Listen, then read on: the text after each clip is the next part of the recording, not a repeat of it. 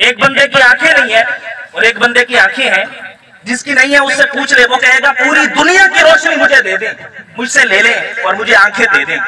शेख सादी रहमतुल्लाह तआला अलैह फरमाते हैं मेरा जूता नहीं था तो मैंने रब से शिकवा किया कि मालिक मेरे पास जूती नहीं है, मुझे जूती मिल जाए। फरमाते हैं मैं बाजार में गया, देखा एक बंदे के पाँव ही नहीं है, और जब मैंने उसके पाँव को देखा तो मैंने हाथ उठाए, मालिक मुझे जूती की जरूरत नहीं है। इस बंदा भी तो है, ये बंदा भी तो है जिसके पाँव नहीं, ये भी तो तेरा शुक्र अदा कर रहा है, मालिक मुझे जूती की जरूरत। सर के बालों से लेकर पाँव के नाखून तक मालिक की इतनी नेमतें हैं हम पर, उन नेमतों का बदला ये बनता है कि हम सिर्फ अल्लाह की इबादत करें, उसके अलावा किसी की इबादत करें। अच्छा, फिर उसके बाद अल्लाह पाक ने क्या फरमाया? अल्लाह पाक ने अपनी ही इबादत के साथ फरमाया वबिल वालिदैन इहसान, फरमाया अपने वालिदैन के साथ उसने सलूक करो। वालिदैन के साथ उसने सलूक करने की दो सूरतें हैं, एक कबल अल मौत और एक बाद अल मौत।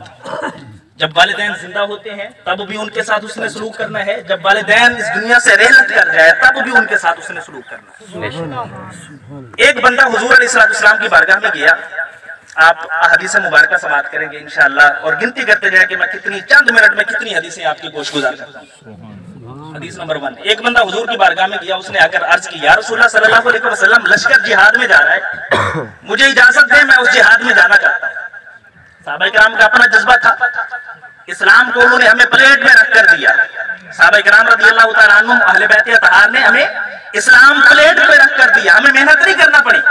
उन्होंने अपने घर दिए, अपनी जानों के नजराने पेश किए, अपनी औलादों के नजराने पेश किए, अपने मुहिब्बीन के नजराने पेश किए, तब जाके हमें इस्लाम मिला। अब हम उस इस्लाम को खा रहे हैं, उस इस्लाम को हमारा दिल करे बेचें, उस पर अमल करें, उसको खाएं, ये हमारा अपना नसीब और हमारा अपना मुकद्दर। उसने आकर अर्ज की या रसूलल्लाह फलां लश्कर जिहाद में जा रहा है, मैं जिहाद में जाना चाहता हूँ। हुजूर अलैहिस्सलाम ने पूछा तेरी माँ जिंदा है? तवज्जो से सुनना मेरी बात को, मैं ये भी नहीं कहूंगा कि हाथ ऊपर करें, मेरा दाद दें, मैं सिर्फ समझाने के लिए चंद बातें आपके गोशगुजार करूंगा। बड़े सुलझे हुए लोग बैठे हैं, समझदार लोग बैठे हैं, पढ़े लिखे नौजवान तबका, मेरे बुजुर्ग मुअज़्ज़िज़ीन इलाका बैठे हैं। हुजूर ने फरमाया मुझे ये बताओ तेरी वालिदा जिंदा है? उसने अर्ज की या रसूलल्लाह मेरी वालिदा जिंदा है। हुजूर ने फरमाया जाओ अपनी वालिदा की खिदमत करो, तुम्हें अल्लाह जिहाद से भी ज्यादा अजर देगा। सुभान अल्लाह, सुभान अल्लाह। जिनके वालिदैन जिंदा हैं ये उनके लिए नुस्खा है कि वालिदैन हुजूर अलैहिस्सलाम, जिहाद कितना बड़ा अजर है भाई। जिहाद कुरान पढ़कर देखें, उलमा बैठे हैं, पूछे कि जिहाद कितनी बड़ी अल्लाह रब्बुल इज्जत की नेमत है और कितनी बड़ी इबादत है। ठीक है, कितनी बड़ी, जो अरकान इस्लाम है उनके बाद जिहाद का नंबर आता है। जिहाद करना 5 अरकान इस्लाम के बाद जिहाद का नंबर है।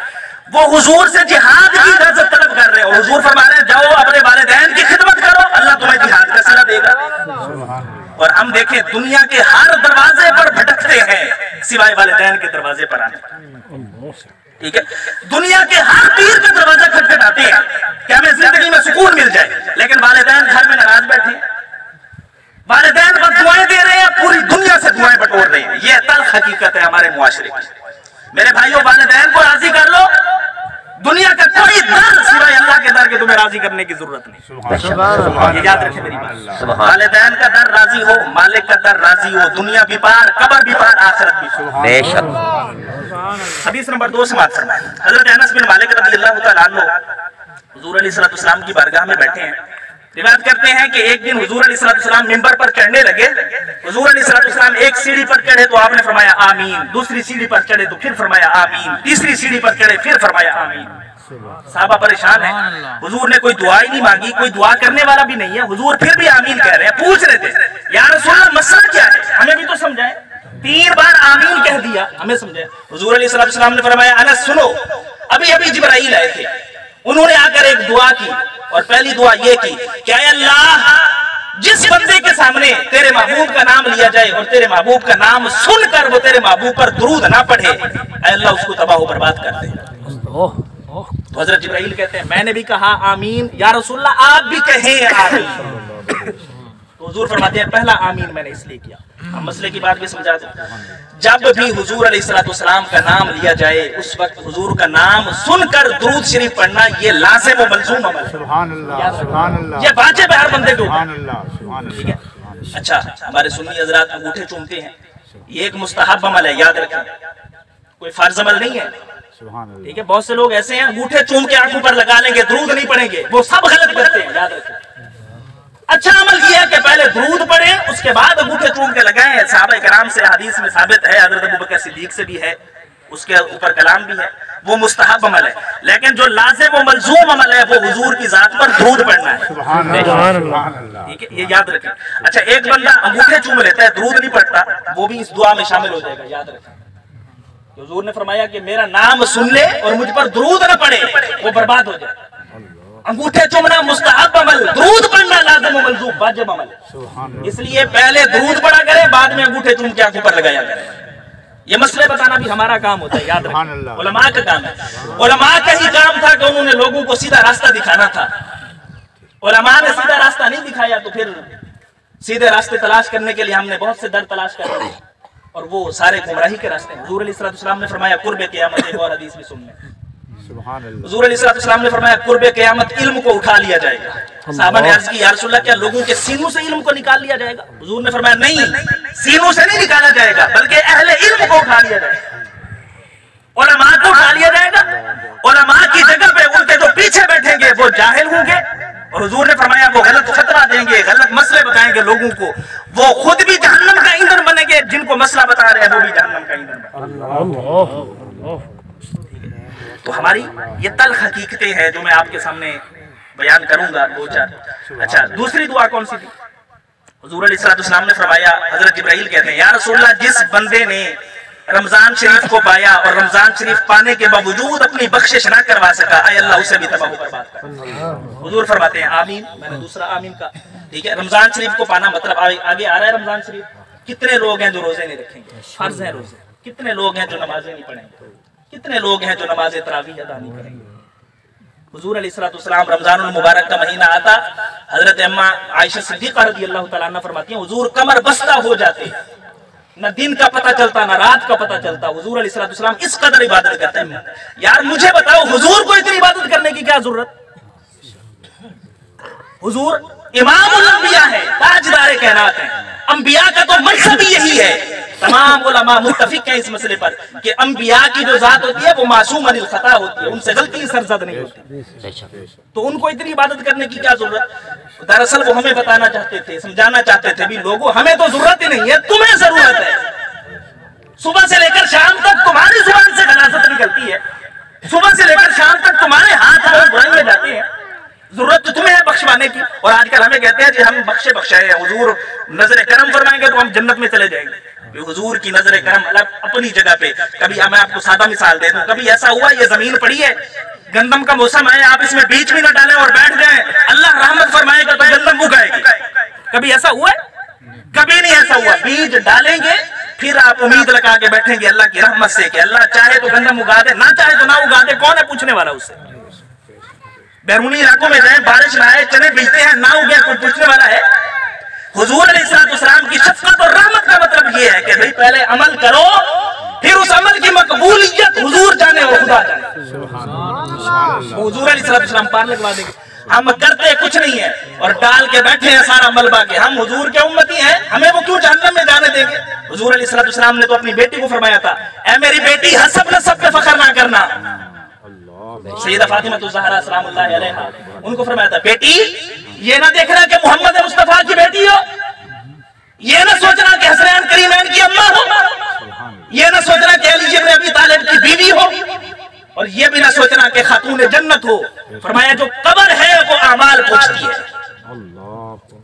कब्र में अमाल काम आएंगे। ये हुजूर अलैहिस्सलाम, वो अलग बात है, मनसब भी काम आएगा, हदीस मुबारक में साबित है। लेकिन हुजूर ये उम्मत को समझा रहे थे, बता रहे थे कि भाई लोगों सिर्फ इस बुनियाद पर न बैठ जाना कि हम हुजूर के उम्मती हैं, बस बख्शे जाएंगे। जिनाकारी भी हमारे अंदर, शराबखोरी भी हमारे अंदर, सारी बर्बादी हमारे अंदर, पांव के नाखन से लेकर सर के बालों तक हर उस गुनाह में डूबा हुआ है।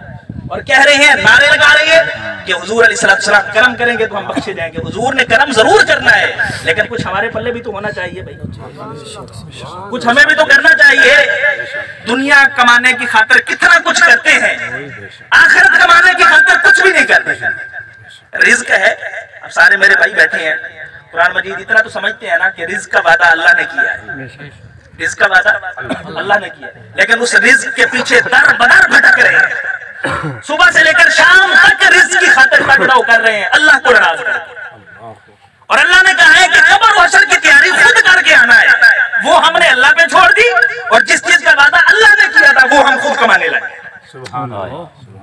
कब्र हमने खुद कमानी थी, आखिरत हमने खुद कमानी थी। या अय्युहल्लज़ीना आमनुत्तक़ुल्लाह 28वें पारे के अंदर अल्लाह तबारक व तआला ने इरशाद फरमाया, क्या ईमान वालो तुम देखो कि कल के लिए तुमने क्या जमा कर रखा है, तुमने आखिरत के लिए क्या जमा किया है।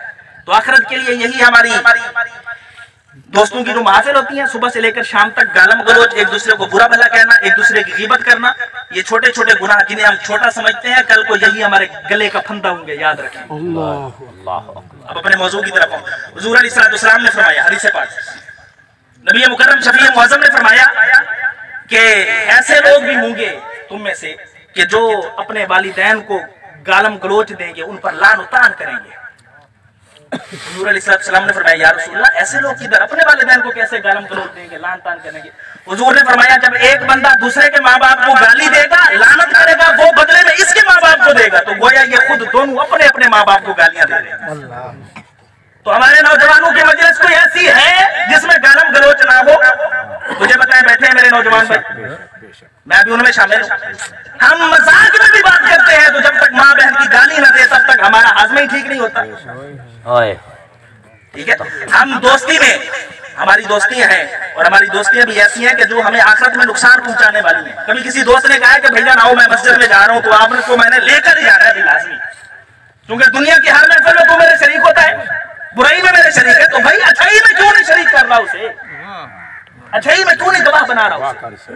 ठीक है, हम देखते हैं, हम ये वालिदैन की नजर, औलाद की नजर कर रहा हूं कि भाई हम अपने वालिदैन को ये दरअसल गालियां खुद दे रहे हैं, जो दूसरों के मुंह से दिलवा रहे हैं वो हम खुद दे रहे हैं। इसलिए इससे परहेज करें, बहुत बड़ा गुनाह है। न किसी के वालिदैन को गाली दें, ना अपने वालिदैन के लिए लें। तीसरी दुआ, हुजूर अलैहिस्सलाम ने फरमाया कि तीसरी मर्तबा मैंने आमीन इसलिए कही, हजरत सैयदना जिब्राईल अलैहिस्सलाम ने कहा कि या रसूल अल्लाह, मैं ये दुआ कर रहा हूँ कि ऐ अल्लाह, जिनके वालिदैन जिंदा हूँ और वो वालिदैन को पाने के बावजूद जन्नत हासिल ना कर सके, ऐ अल्लाह उन्हें भी तबाह बर्बाद कर दे। हुजूर अलैहिस्सलाम ने फरमाया आमीन। अब इस बात को इधर स्टॉप करके मैं एक बात आपको गोशगुजार करता हूँ। हम देखें, हमने बड़े पीर शीर तलाश करके रखे हुए हैं, ठीक है, दुनियावी एतबार से ना, अपने अपने ज़ौक़ से हमने बड़े पीर तलाश करके रखे हुए हैं। जब भी कोई मसला होता है तो उनके दर पे जाते हैं, जी पीर साहब ये दुआएं खैर कर दें, मसला फंसा हुआ है। ठीक है, पीर साहब दुआ करते हैं तो हमारा यकीन कामिल हो जाता है कि जी पीर साहब ने दुआ कर दी, अब बेड़े पार ही पार। तो जो कायनात का सबसे